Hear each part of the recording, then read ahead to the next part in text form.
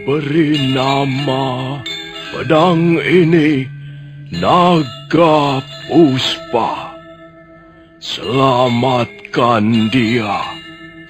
Jangan sampai jatuh ke tangan pendekar berwatak jahat.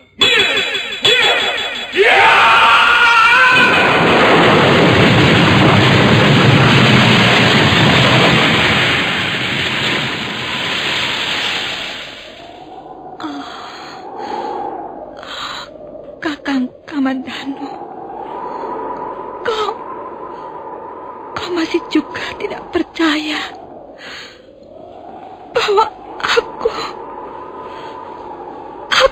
mencintaimu.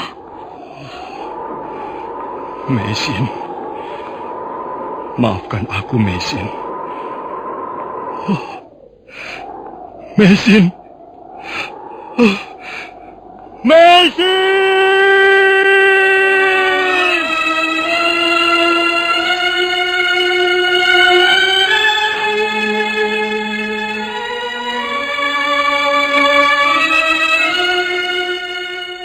Tutur Tinula.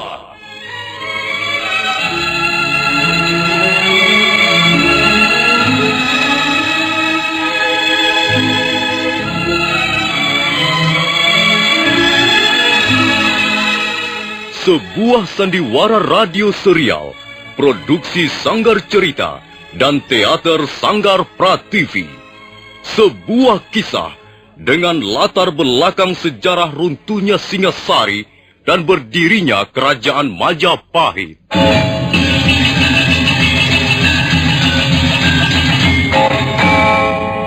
Sandiwara ini didukung oleh pemain-pemain radio yang sudah ternama. Ferry Fadli, Yvonne Rose, dan Eli Ermawati.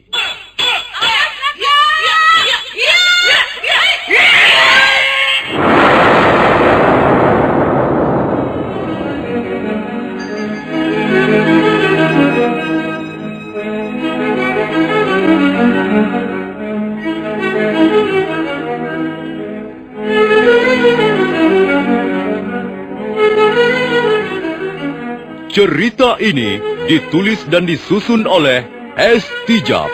Teknik dan montase dikerjakan oleh Rudi Tinangon dan Joko SP. Sutradara Y. Rudi Wartono. Kali ini mengetengahkan episode ketiga dengan judul Daun-Daun Bersemi Lagi.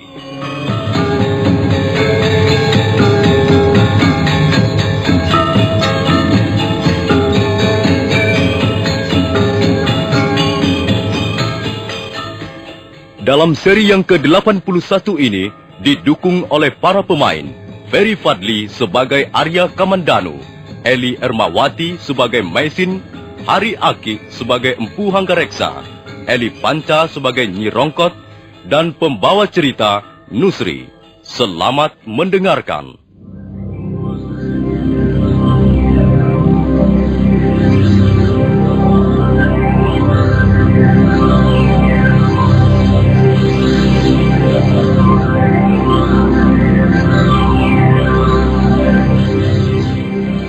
Empu Hanggareksa merentangkan gulungan daun rontal di atas meja berukir. Arya Kamandanu mengamati gambar dua orang asing yang terpampang di dalam selebaran daun rontal. Kemudian wajahnya menunduk.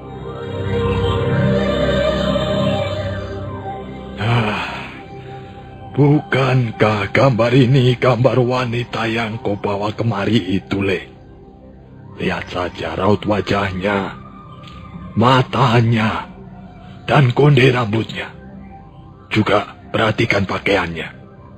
Iya, memang benar Ayahanda. Ini adalah gambar Mesin, wanita yang saya bawa ke rumah ini. Dan ini gambar Losisan, suaminya. Dia pasti akan mengundang masalah yang rumit. Sebenarnya dia tidak mempunyai masalah apa-apa, Ayahanda. Bagaimana kau bisa berkata begitu, Le? Jelas dia itu buron pemerintah. Tentu saja dia mempunyai masalah. Tapi sebenarnya dia tidak bersalah apa-apa. Kalau dia menjadi pelarian, Itu hanya karena sekelompok orang yang tidak menyukai mereka. Kamandanu. Pemerintah Kediri sekarang ini jauh berbeda dengan pemerintah Singasari. Pemerintah Kediri adalah pemerintah yang ketakutan. Pemerintah yang tidak yakin akan tugasnya mengabdi kepada masyarakat. Jayakatwang telah merebut kekuasaan dan memaksa Prabu Kertanegara turun tahta dengan segala kelicikannya. Karena itu, sekarang dia merasa terus-menerus dipayang-payangi musuh dalam selimut. Apa kau tidak pernah mendengar bagaimana sepak terjang prajurit-prajurit Kediri? Mereka menjadi puas, beringas, dan brutal. Main tangkap, main geledah rumah orang, main gebuk dan bunuh bagi siapa saja yang dicurigai tanpa periksa dengan teliti, bahkan seringkali tanpa bukti. Hal itulah yang membuatku cemas, Kamandanu. Iya, saya mengerti Ayahanda. Kau pasti tahu. Dan pemerintah Kediri juga tahu bahwa aku, ayahmu ini, adalah bekas pegawai, bekas orang kepercayaan Prabu Kertanegara. Dan semenjak Prabu Kertanegara wafat dan Singasari jatuh ke tangan Jayakatwang, semuanya mendadak berubah. Aku bukan saja menjadi orang yang disingkirkan, tapi juga dicurigai.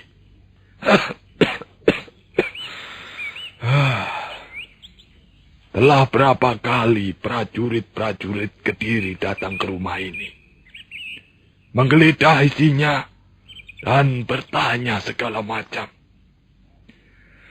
Untung saja, masyarakat di sini masih mau membantu aku, hingga aku tidak ditangkap. Aku hanya sempat diperiksa sebentar, kemudian dilepaskan lagi. Namun begitu, Le.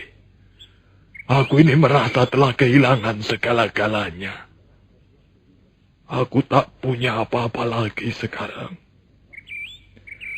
Hanya sisa-sisa kejayaan masa lalu yang sebenarnya tidak lagi patut untuk dibanggakan, Le. Apakah selama ini Ayahanda masih bekerja membuat senjata pusaka? Tidak. Aku sudah menghentikan kegiatanku. Bahkan senjata pusaka simpananku, sebagian sudah dirampas prajurit-prajurit Kediri sewaktu mereka menggeledah rumah ini. Sekarang hanya tinggal beberapa potong saja. Hanya sisa-sisa karya masa lalu yang tak patut dibicarakan, Le. Bagaimana dengan Kakang Dwi Pangga? Siapa? Kakang Dwi Pangga. Apakah dia masih di Manguntur bersama istrinya? Apakah mereka sudah mempunyai anak? Sebentar.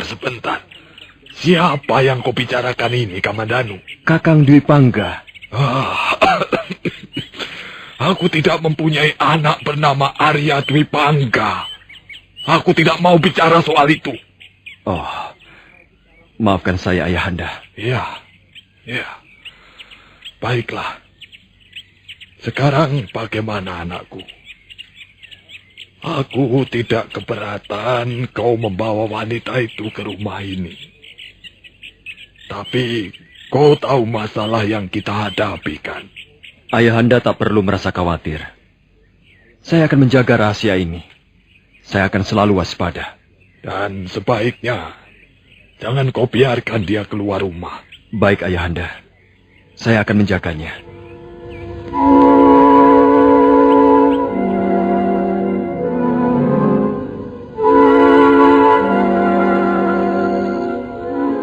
Mungkin ada masalah antara Ayahanda dan Kakang Dwi Pangga. Ayahanda tidak mau menjelaskan ketika saya bertanya soal itu. Bahkan beliau tidak mau mendengar Kakang Dwi Pangga disebut-sebut. Mungkin Bibi Rongkot tahu apa sebabnya. Iya, mungkin Ayahanda merasa kesal ketika Ayahanda dibawa dan diperiksa oleh prajurit-prajurit Kediri. Angger Dwi Pangga sama sekali tidak mau tahu. Bahkan menengok atau menjemput pun tidak. Oh, kalau begitu Kakang Dwi Pangga memang keterlaluan. Seharusnya dia bisa membesarkan hati Ayahanda, dan bukan justru membuat beliau kecewa. Ya, itulah Nger. Ayahanda menjadi sedih. Beliau merasa diabaikan, tidak dihargai oleh anak sendiri. Pernah suatu ketika Ayahanda sakit. Agak parah juga sakitnya. Bibi disuruh menyusul Angger Dwi Pangga ke Manguntur. Tapi Angger Dwi Pangga hanya berjanji mau datang. Sampai Ayahanda sembuh, Angger Dwi Pangga masih belum datang juga. Apakah bukan karena pengaruh istrinya, Bi? Tidak, Nger. Nini Rati justru sangat baik. Nini Rati sering datang ke Kurawan untuk menengok Ayahanda. Lalu apa yang membuat Kakang Dwi Pangga bersikap seperti itu? Angger Dwi Pangga sekarang sudah menjadi petani kaya, Nger. Dia sering pergi ke kota Kediri untuk menjual hasil buminya. Kadangkala sampai 7 hari baru pulang. Wah, pokoknya Angger Dwi Pangga sudah hidup enak, kaya, dan makmur. Saya ikut gembira mendengar dia menjadi petani kaya. Tapi saya menjadi sedih mendengar sikapnya begitu pada orang tuanya. Ya, begitulah, Angger. Karena itu Bibi sangat gembira Angger Kamandanu kembali. Bibi baru melihat lagi Ayahanda tertawa. Bibi yakin rumah ini akan bercahaya lagi, Nger. Tidak seperti kemarin-kemarin itu. Rumah kok singup, redup, lengang, seperti kuburan tua yang tak pernah dibersihkan. Baiklah, Bi. Terima kasih atas keterangan Bibi tentang Kakang Dwi Pangga. Oh iya, bagaimana dengan Mesin? Nona Mesin bertambah segar, Ger. Saya mau menemuinya, Bi. Silakan, Ger, silakan. Tapi hati-hati ya, jangan sampai kecantol, berbahaya. Bibi.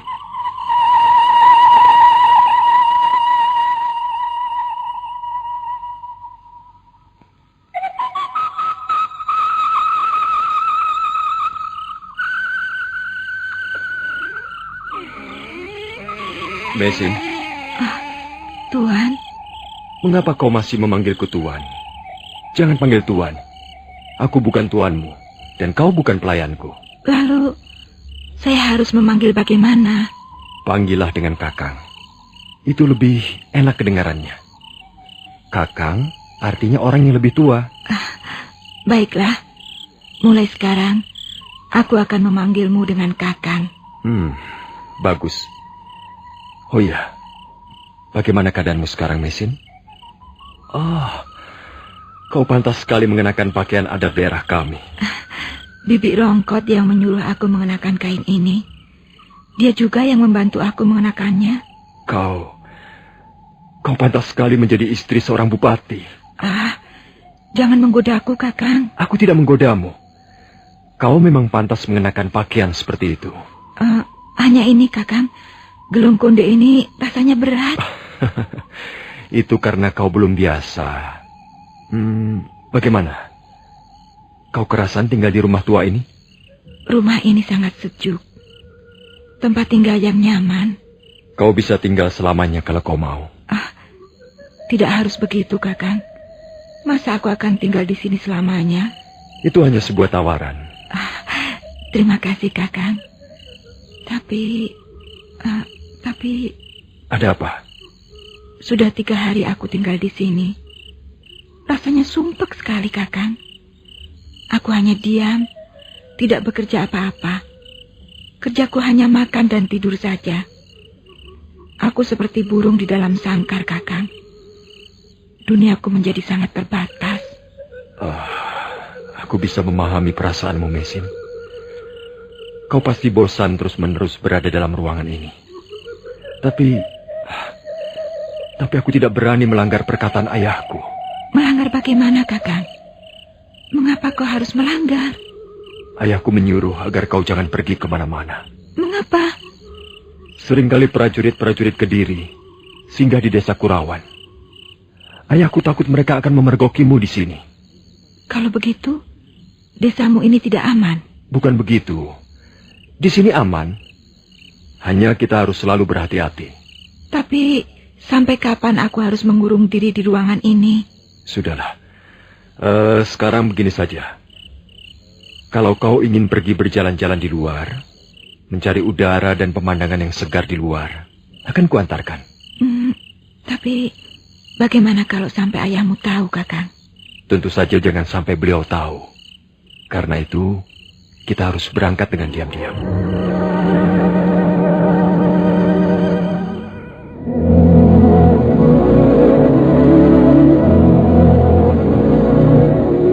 Langit sangat cerah. Angin bertiup lembut dari lereng Gunung Arjuno, menyejukkan daerah-daerah di sekitar Kurawan. Arya Kamandanu membawa Mesin keluar rumah, dan mereka terus melangkah sambil bersembunyi, menghindari berpapasan dengan orang desa. Menjelang tengah hari, mereka tiba di tepi padang ilalang. Kita sudah sampai. Bagaimana? Bukankah tempat ini sangat indah?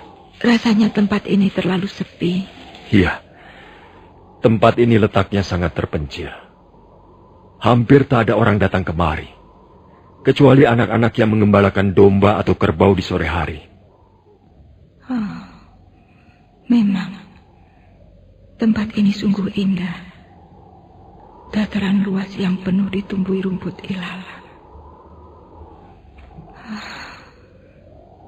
Aku teringat Bukit Omosan yang tak kalah indahnya.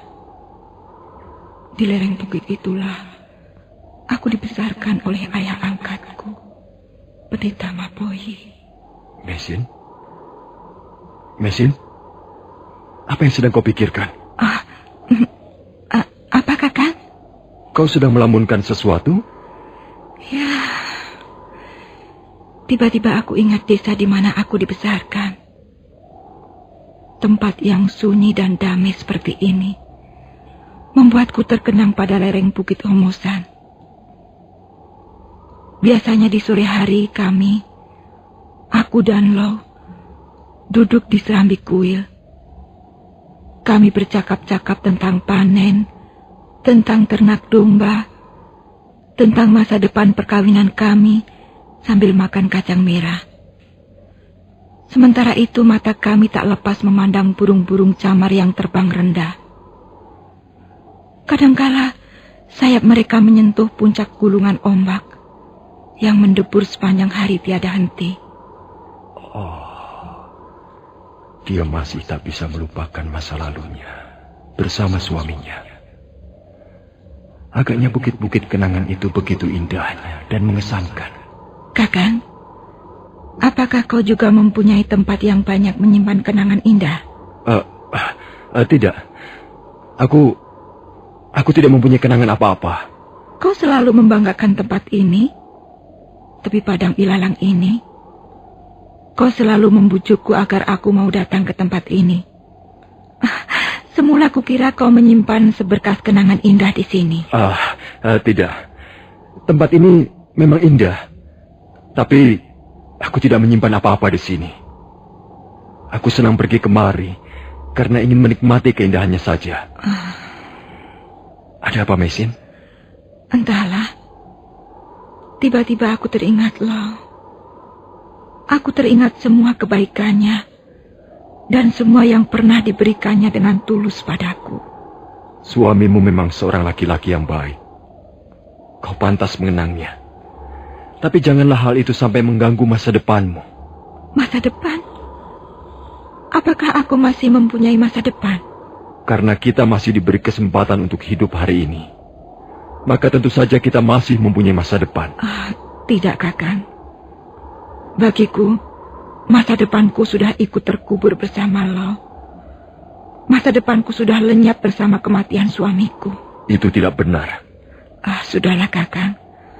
Aku tak mau bicara lagi soal itu. Ya, kita bicara soal lain saja. Atau kau mau berjalan-jalan mengitari tepi padang ilalang ini? Ayolah, tapi jangan terlalu cepat jalannya. Aku masih lelah.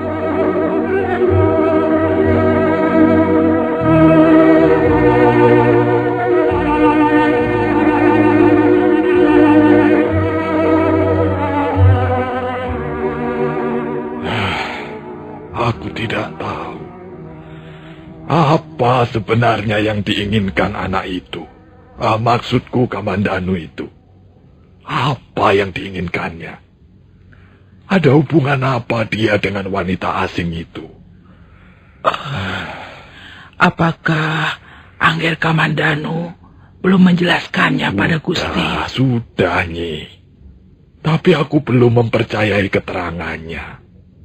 Aku ini tetap curiga bahwa di antara mereka pasti ada apa-apanya. Lalu, bagaimana kalau menurut pendapatmu? Ya, nampaknya memang begitu, Gusti. Sepertinya, kalau hamba perhatikan, Angger Kamandanu mempunyai perhatian khusus pada Nona Meisin. Nah, itulah yang aku tidak suka. Mengapa, Gusti? Bukankah hal itu sudah biasa?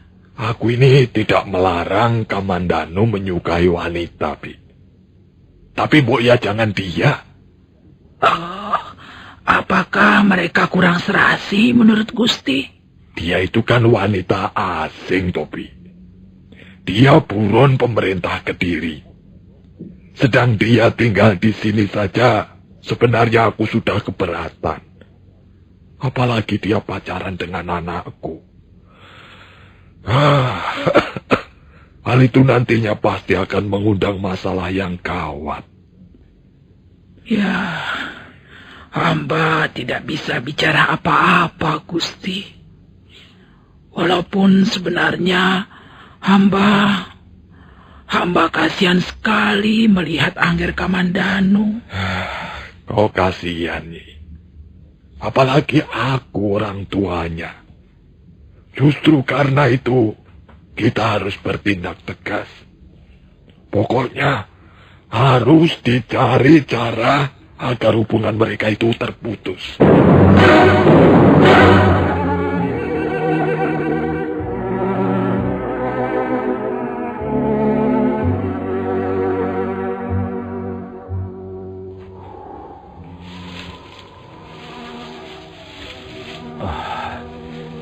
Kita istirahat dulu.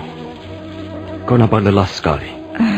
Jalan setapak ini, kalau terus menuju kemana, Kakang?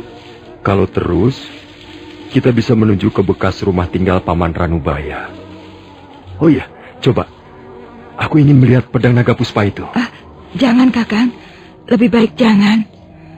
Lo pernah berpesan padaku agar senjata ini jangan digunakan untuk permainan. Aku ingin mencobanya barang beberapa jurus. Jadi kau tidak percaya padaku? Bukan begitu. Aku takut kau mendapat bahaya, Kakang. Almarhum suamimu pernah mengajarkan bagaimana caranya menggunakan pedang pusaka itu. Kau masih juga tidak percaya? Baiklah, aku tidak akan memaksa. Kau bersungguh-sungguh, Kakang? Tentu saja aku bersungguh-sungguh. Aku ingin merasakan getaran senjata itu. Senjata ciptaan guruku. Baiklah. Tapi jangan lebih dari 2 jurus. Kau berjanji, Kakang? Aku berjanji.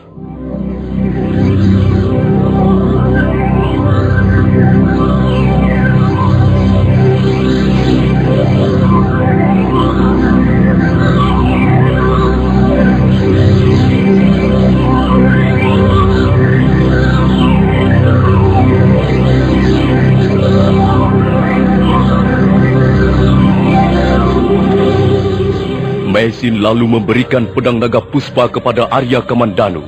Arya Kamandanu menimang-nimang sejenak senjata pusaka itu, sementara Maisin melangkah menjauh.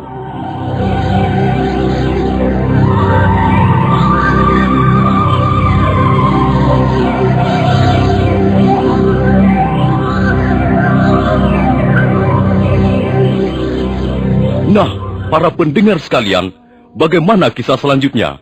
Apa yang akan terjadi di antara mereka? Silakan mengikuti seri berikutnya. Sampai jumpa.